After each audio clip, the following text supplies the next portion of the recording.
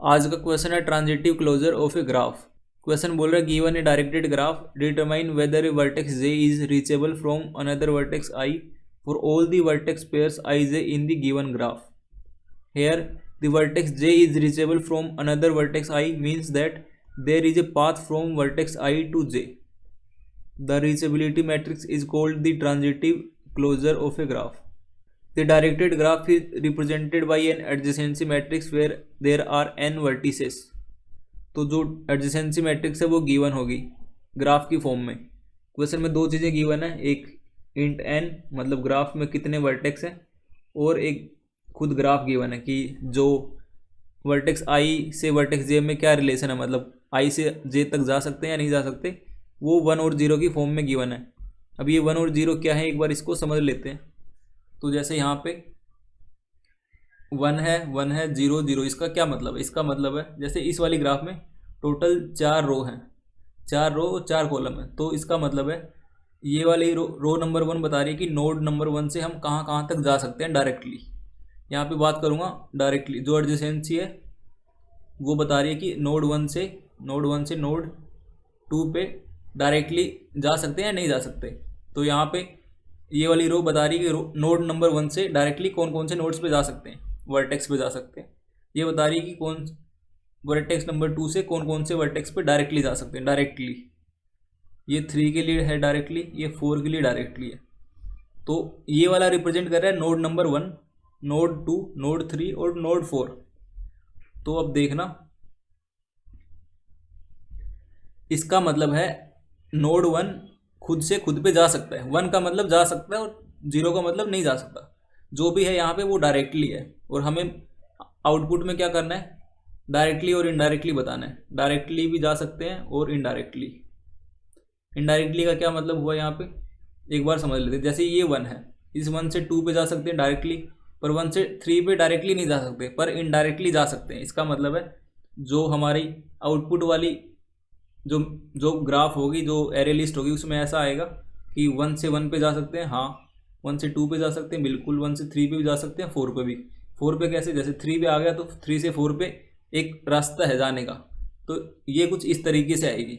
तो उसको समझने के लिए एक बार इसको समझ लेते हैं। तो यहाँ पे लिखा है 1 से 1 पे तो जा सकते हैं, 2 से 2 पे जा सकते हैं, 3 से 3 पे जा सकते हैं, 4 से 4 पे जा सकते हैं।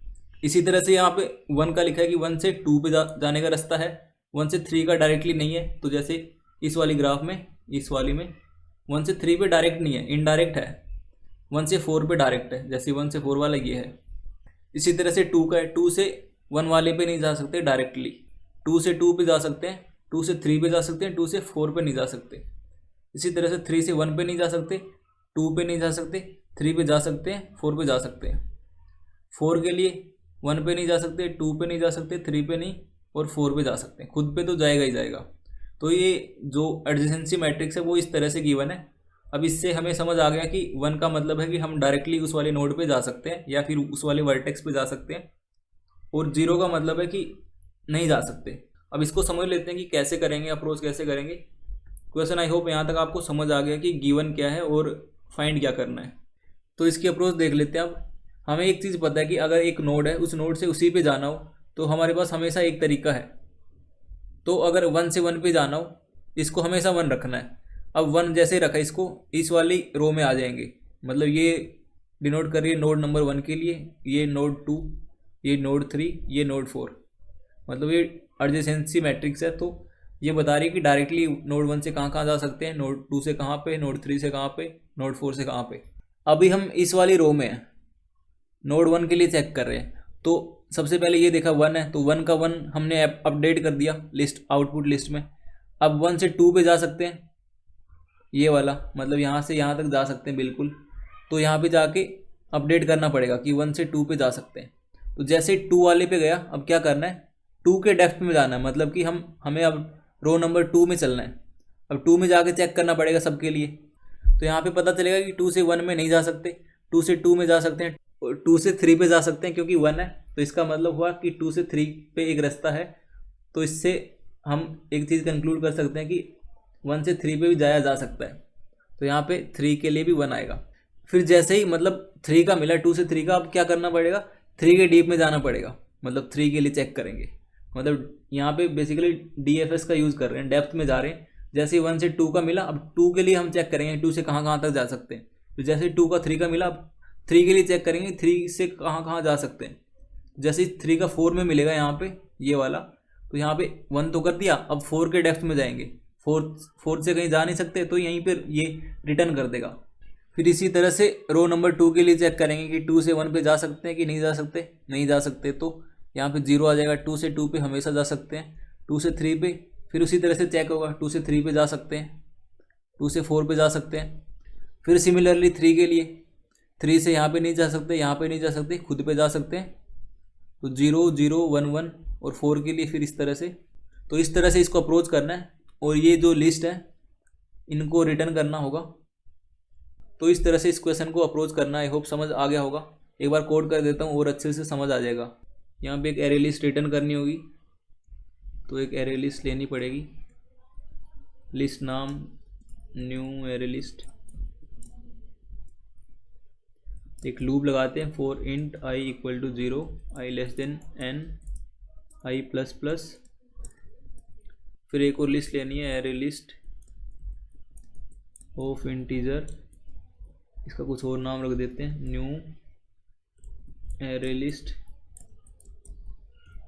Integer collections dot n copies. ये वाला फंक्शन है, ये क्या करता है, जो ये एरे लिस्ट है इसकी साइज़ डिक्लेयर कर देता है। तो जो यहाँ पे n लिखूँगा ये मतलब इसकी साइज़ है, 0 का मतलब जितनी भी साइज़ की एरे लिस्ट डिक्लेयर करी है उसमें हर एक जगह पे 0 पुट कर देगा। अब क्या करना है, DFS को कॉल करना है, i पे उसमें ग्राफ पास करनी है और विजिटेड पास करना है और n पास करना है। जो ये DFS वाला क्या करेगा, जो हमने ये विजिटेड नाम की लिस्ट ली है इसमें ये वाला काम कर देगा जो हमने यहाँ पे करा था। तो जो ये है विजिटेड वाली लिस्ट। अभी एक लिस्ट डिक्लेयर करी जिसकी साइज़ है n इस वाले केस में 4 है।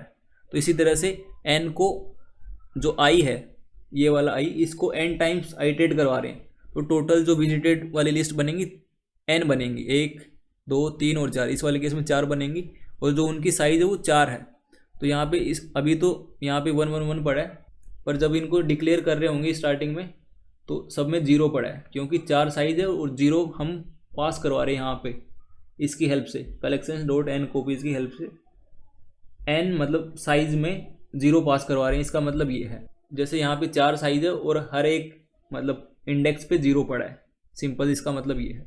अब क्या करवाएंगे, अब जो ये DFS वाला फंक्शन है ये क्या करके देगा हमें, जो हमने यहाँ पे ये वाला काम करा था ये वाला ये करेगा हर एक i के लिए, फिर दूसरे i के लिए ये वाला जनरेट करके देगा, तीसरा ये, फिर चौथा ये। अब जब ये वाले हमारे पास आ जाएंगे तब हमें इनको क्या करना पड़ेगा, जो ये वाली लिस्ट ली है इसमें इन सबको ऐड करना पड़ेगा। लिस्ट डॉट ऐड, यहाँ से जो भी विजिटेड आएगी इस वाली फंक्शन की हेल्प से उसको इसमें ऐड करना है और इसको ही रिटर्न करना है। अब जो DFS वाला फंक्शन है ये कैसे काम करेगा इसको देख लेते हैं। स्टैटिक वॉइड DFS, इसमें एक इंट i है, एक ग्राफ है, एक एरे लिस्ट है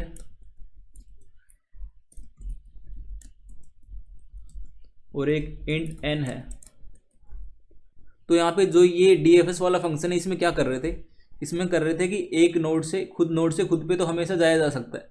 तो स्टार्टिंग में सबसे पहले नोड नंबर 1 के लिए लिखेंगे, तो 1 से 1 पे हमेशा जाया जा सकता है, तो उसको हमेशा 1 रखना है। विजिटेड में विजिटेड डॉट सेट करना है i की जगह पे 1। अब जो ये विजिटेड वाली लिस्ट है इसकी साइज़ है 4 यहाँ पे n तक, तो इसको फिल करने के लिए एक लूप लगाना पड़ेगा for int j equal to 0 से लेके j less than n j plus plus. अब यहाँ से हम क्या कर रहे थे, डेप्थ में जा रहे थे। जैसे इस वाले एग्जाम्पल में ये 1 से 1 पे तो हमने यहाँ पे 1 करवा दिया, खुद पे जाया जा सकता है। और अब 1 से लेके मतलब वर्टेक्स 1 से वर्टेक्स 2 पे जब जाएंगे अगर 1 मिलेगा उस वाले केस में क्या करना है, डेप्थ में जाना है। तो यहाँ पे सेम काम करना है, if graph of i j अगर 1 है, तो अगर ये वाली कंडीशन आ रही है तो उस वाले केस में डेप्थ में ट्रेवर्स करेंगे, तो DFS। अब जो i है उसकी जगह j आ जाएगा, क्योंकि अब j के डेप्थ में जाएंगे, j comma graph comma visited वाली लिस्ट और n। अब यहाँ पे जो ये वाली कंडीशन है इसमें एक प्रॉब्लम है। प्रॉब्लम क्या है, एक बार उसको डिस्कस कर लेते हैं और फिर उस प्रॉब्लम को ठीक करेंगे। जैसे कि मान लेते हैं ये नोड 1 है, नोड 1 से नोड 2 पे जा सकता है, नोड 1 से 4 पे जा सकते हैं, नोड 2 से 3 पे जा सकते हैं, इस तरह से मान लेते हैं। और 3 से मान लेते हैं 1 पे भी जा सकते हैं। तो जो कंडीशन लिखी थी इफ़ वाली, इफ़ जो ग्राफ है आई जे अगर 1 है, उस वाले केस में हम डेप्थ में जा रहे हैं। तो यहाँ पे जैसे 1 से 2 पे जा सकते हैं, 2 से 3 पे जा सकते हैं, 3 से 4 मतलब 3 से 1 पे जा सकते हैं, 3 से 1 पे जा सकते हैं, ये चले गए। अब यहाँ पे जैसे 1 है, 1 पे हमने ऑलरेडी अपडेट कर दिया, जो विजिटेड वाली लिस्ट थी उसमें 1 पे हमने कर दिया कि 1 से 1 पे जा सकते हैं, 2 पे जा सकते हैं, 3 पे जा सकते हैं। तो अब 3 पे जैसे आए, 3 के डेप्थ में जाएगा, 1 पे चला गया। अब 1 पे जाके ये लूप में फंस जाएगा, तो ये क्या करेगा, 1 पे वापस जाएगा, 1 से फिर वापस 2 पे जाएगा, फिर से 3 पे, मतलब यहाँ पे टीएल ही आ जाएगा, लूप में फंस जाएगा। तो उसके लिए एक काम करना पड़ेगा, एक कंडीशन और आएगी कि अगर ऑलरेडी विजिट कर चुके हैं तो नहीं जाना वहाँ पे। अगर विजिटेड जो लिस्ट है, विजिटेड वाली यहाँ पे लिस्ट ही नाम लिख दिया, तो यहाँ पे लिस्ट लिख देते हैं एंड जो लिस्ट है अगर गेट जे पे ऑलरेडी जा चुके हैं तो नहीं जाना, अगर ऑलरेडी नहीं गए हैं वहाँ पे 0 है तभी जाना है। तो ये वाली कंडीशन लिखना ज़रूरी है, नहीं तो ये टीएल ही दे देगा।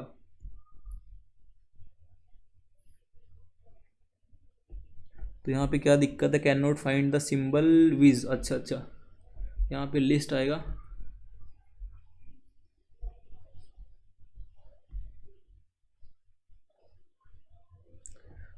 तो ये आउटपुट है, इसको सबमिट मार के देखा जाए।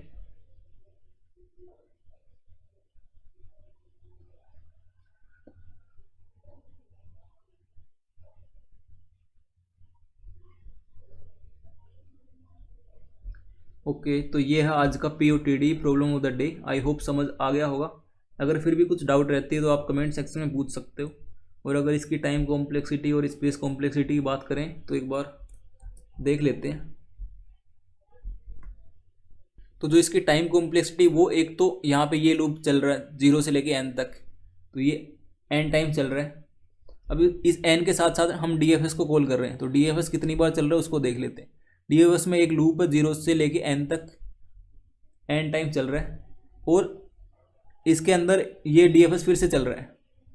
मतलब ये DFS कैसे काम कर रहा है, जैसे मान लेते हैं ये है, मतलब जो ग्राफ है वो ये है, 4 रो थी 4 कॉलम थे।